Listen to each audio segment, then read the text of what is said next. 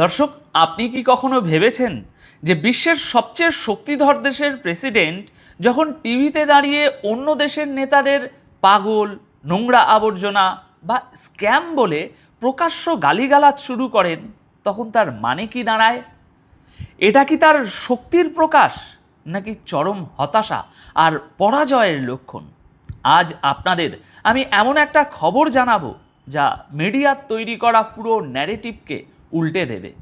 আপনারা সকাল থেকে দেখছেন কিভাবে আমেরিকা আর ইরানের মধ্যে মিসাইল আর ড্রোনের একটা ভয়াবহ লড়াই চলছে, কিন্তু আজ 8ই জুলাই 2026 ঠিক বিকেল 4টের সময় বিবিসি এমন একটা খবর ব্রেক করেছে যা পুরো বিশ্ব রাজনীতিতে একটা বিশাল বড় ভূমিকম্প তৈরি করেছে। খোদ ডোনাল্ড ট্রাম্প অফিসিয়ালি ঘোষণা করে দিয়েছেন যে ইরানের সাথে আমেরিকার যুদ্ধবিরতি বা সিজ ফায়ার পুরোপুরি শেষ, এন্ড। কিন্তু দর্শক, এর পেছনের আসল রহস্যটা কি? কেন ট্রাম্প হঠাৎ করে মেজাজ হারিয়ে ফেললেন?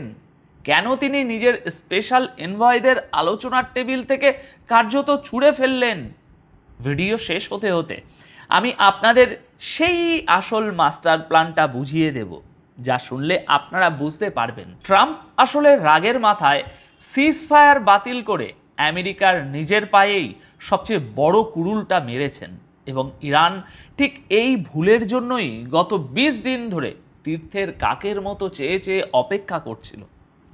দেখুন, আন্তর্জাতিক রাজনীতিতে কোনো ঘটনাই হঠাৎ করে ঘটে না। প্রতিটা কথা, প্রতিটা পদক্ষেপের পিছনে একটা অত্যন্ত গভীর হিসাব নিকাশ থাকে।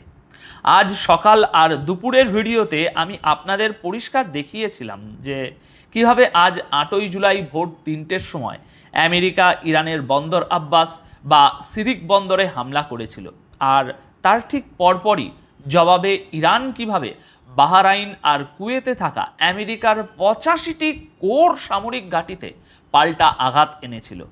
আমেরিকার অহংকার তাদের কোটি ডলারের MQ-9 রিপার ড্রোনকে আকাশ থেকে খেলনার মতো নামিয়ে এনেছিল IRGC।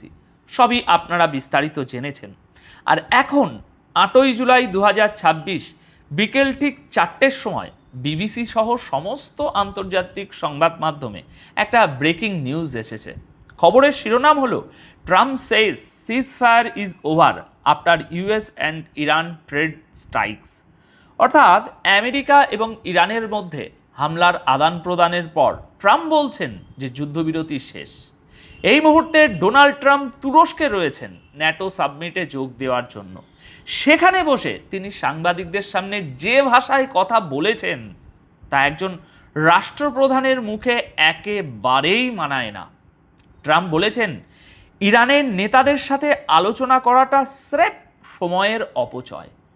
তিনি ইরানের লিডারশিপকে স্ক্যাম বা সমাজের সবচেয়ে নিচু তলার আবর্জনা, সিক বা অসুস্থ, পাগল বলে আখ্যা দিয়েছেন।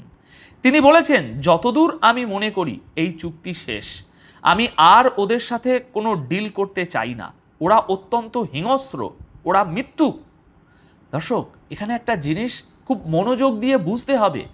পশ্চিমা দুনিয়ার নেতারা যখন লজিক দিয়ে, বুদ্ধি দিয়ে বা কূটনীতি দিয়ে কোনো পরিস্থিতি সামাল দিতে চরমভাবে ব্যর্থ হয়, ঠিক তখনই তারা এভাবেই ব্যক্তিগত আক্রমণের পথে হাঁটেন। ট্রাম্পের এই বডি ল্যাঙ্গুয়েজ এবং ভাষা প্রমাণ করে যে আমেরিকা এই মুহূর্তে কতটা ডেসপারেট।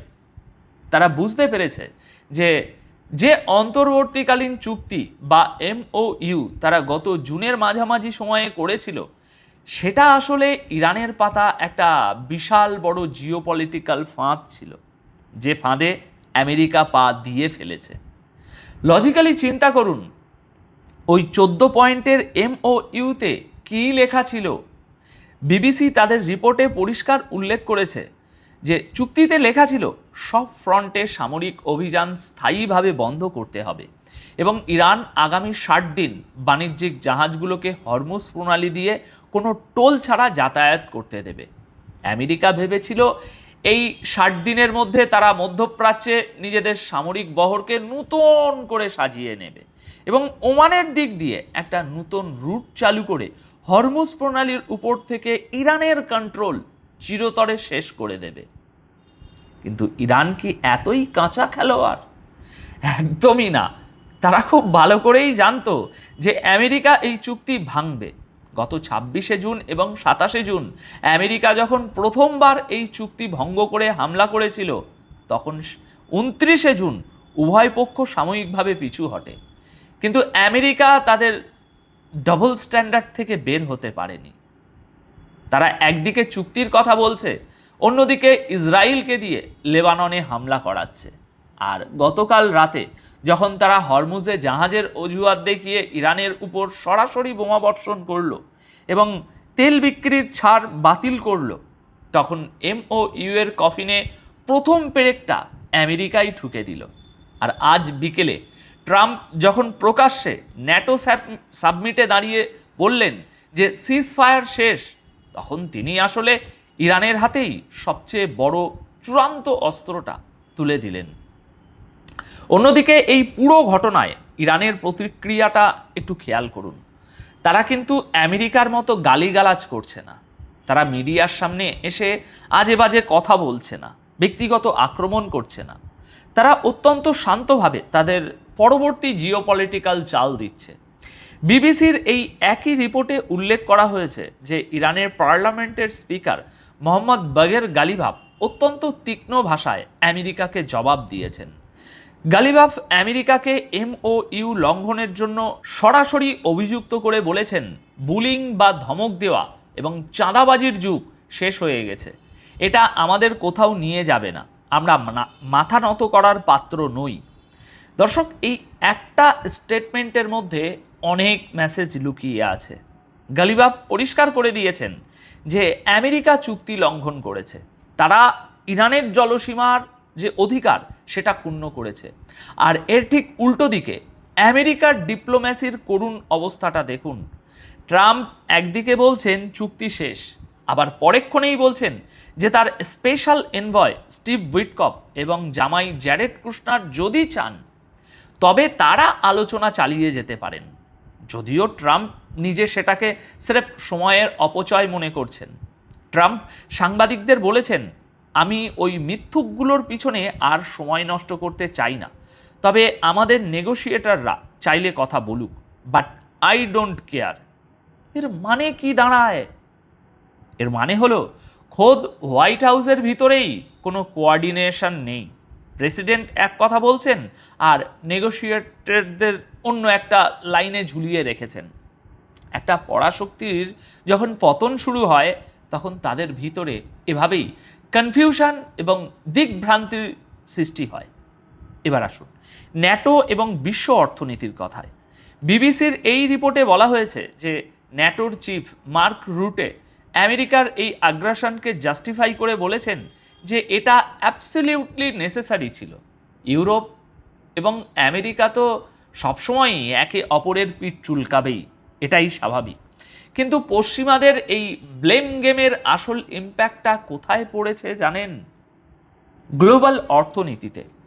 আজ বিকেল 4টেই ট্রাম্পের ঘোষণার পরপরই বিশ্ববাজারে তেলের দাম হু হু করে বাড়তে শুরু করেছে।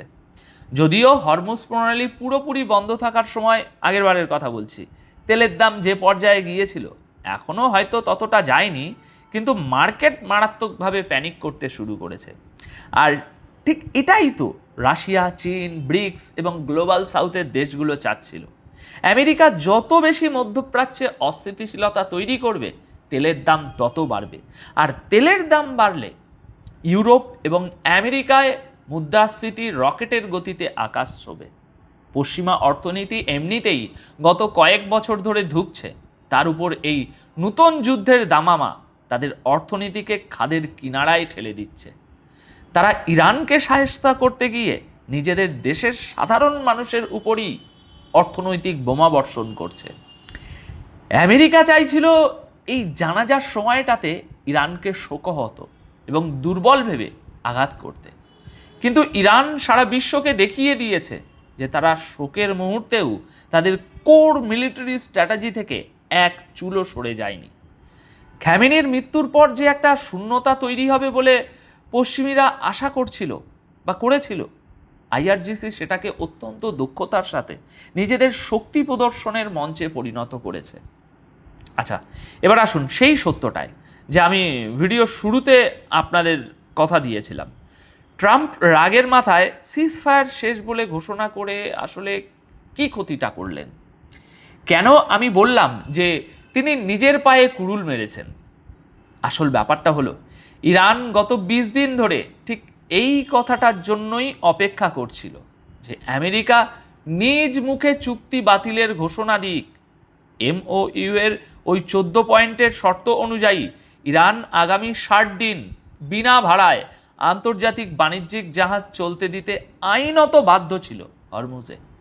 কিন্তু আজ 8ই জুলাই বিকেল 4টের সময় ট্রাম্প যখন অফিসিয়ালি বিশ্বের সামনে বললেন চুক্তি ওভার, তখন আন্তর্জাতিক আইনের সমস্ত বাধ্যবাধকতা থেকে ইরান এখন পুরোপুরি মুক্ত হয়ে গেল। দর্শক, এটাই হলো ইরানের আসল মাস্টার স্ট্রোক। এখন ইরান বুক ফুলিয়ে অত্যন্ত লিগ্যাল উপায়ে হরমুজ প্রণালীতে ট্রানজিট ফিট বসাবে।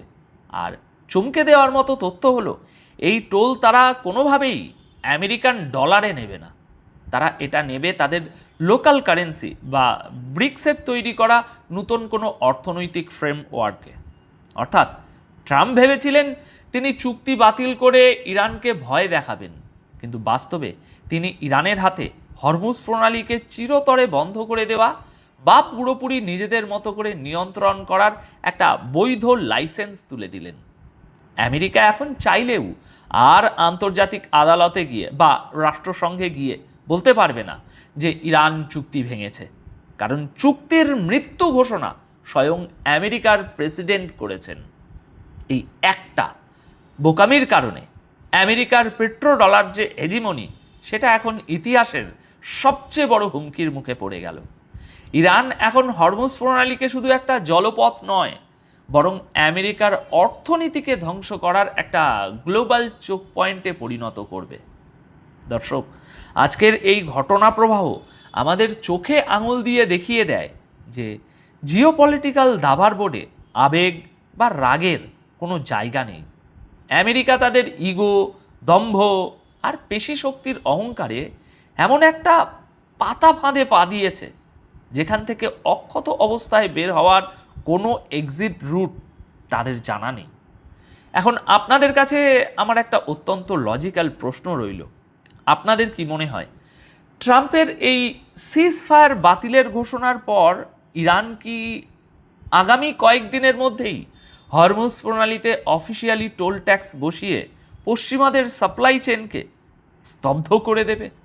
আর যদি সত্যি ইরান সেটা করে, তবে আমেরিকার সামনে কি এই অপমান মেনে নেওয়া ছাড়া কোনো রাস্তা খোলা থাকবে? আপনাদের মতামত অবশ্যই নিচে কমেন্ট করে জানাবেন। আজ তাহলে এ পর্যন্তই, দেখা হবে খুব শীঘ্রই নতুন কোনো এক্সক্লুসিভ আপডেটের সাথে। তত সময় সবাই খুব ভালো থাকবেন, সুস্থ থাকবেন। ধন্যবাদ আপনাদের সকলকে।